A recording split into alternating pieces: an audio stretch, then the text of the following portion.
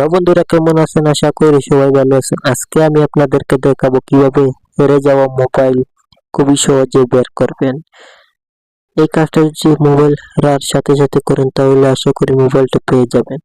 এটা করার জন্য প্রথমে প্লে স্টোরের মধ্যে যেতে হবে।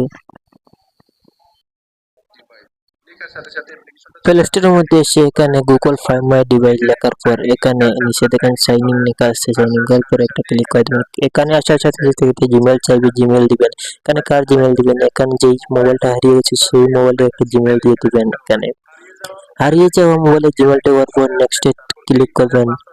তারপর ইমেলের পাসওয়ার্ডটা বসিয়ে দেবেন। পাসওয়ার্ডটা বসিয়ে দেওয়ার পর নেক্সটে ক্লিক করবেন। সাথে সাথে মোবাইলের মোবাইল নাম্বার চলে আসবে। সবচেয়ে গুরুত্বপূর্ণ ব্যাপার হচ্ছে এখানে প্লে সাউন্ডের উপরে একটা ক্লিক করে দিবেন।